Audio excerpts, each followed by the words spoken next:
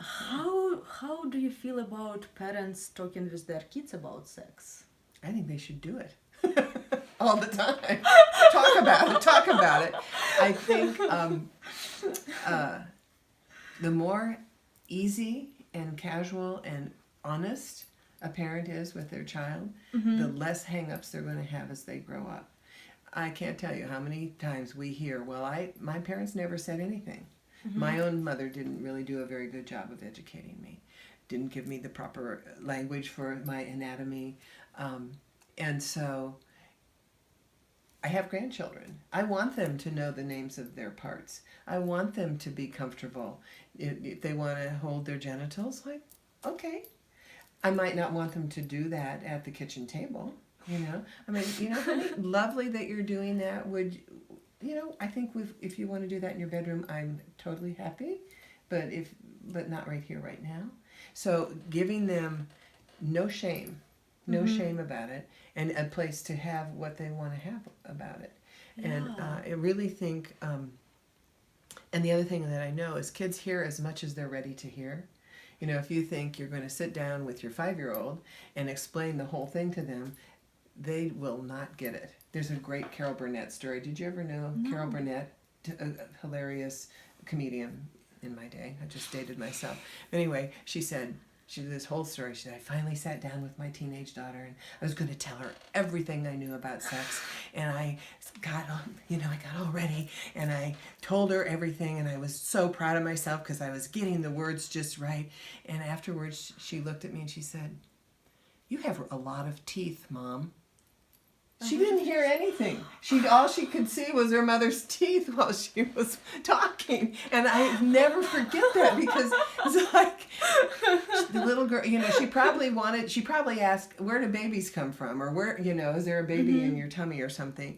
And then Carol Burnett went on into, you know, the semen and the egg and the blah, blah, blah, and the whole thing. The little girl she wanted the answer to one question.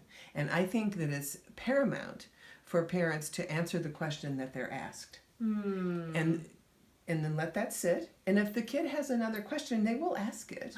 They'll come back around tomorrow. You remember when you said blah, blah, blah? How did the baby get in there? And then you get to answer that question. Instead of giving them this whole, you know, have you had the talk? Well, if you're giving them little bits of information and it's natural all the time, you'd never have to have the talk, and it doesn't have to be scary you know, for the parent. Yeah, and you have to be relaxed about that, right? Only then you can make it not scary. Exactly. And this is just, I feel jealous for your grandkids that they have grandma who will talk about sex. That's amazing. Well, you know, I have to also stay inside their parents' desires and how much I share.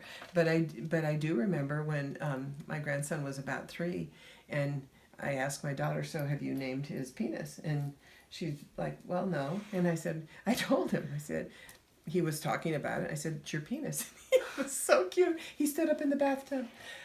Penis, he said. Because there's something in, I think children recognize when there's no embarrassment, you know. Well, you know, if she had said, well, we're going to call it your pee-pee or something, the kid gets, there's something funny here, you know.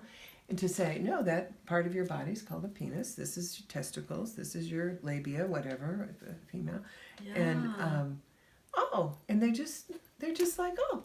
It's like asking, what's that? You know, and we go to the doctor's office, then we say, oh, nose, ears, I can say. We never have them show the doctor, oh, I know the penis and the labia or the vulva. We don't do that. Yeah. And what is coming to my mind that at high, just 1.5 years ago, I reduced my shame around sex. And in English, I'm so relaxed to call my genitals. But in Russian, I'm not. Oh, really? Even now, because I connect Russian words to the shame I had. Wow. So, like, my genitals in Russian, I still, like, thanks God I have, like, American boyfriend, so I don't need to use them.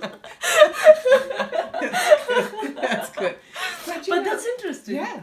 So for whatever reason you got shame around that, it might be good to, I always think, well, what would we do? What if I started saying those words out loud and started loving those words, using them so you can take the shame out of them and get, I mean, shame is a sneaky thing to have. It's hiding and it comes out later and can mess with you. Yeah, and it's so awful. It's slimy. So we have to, and we have it. So we also embrace that in a way, but it might be an interesting project for you to embrace those words.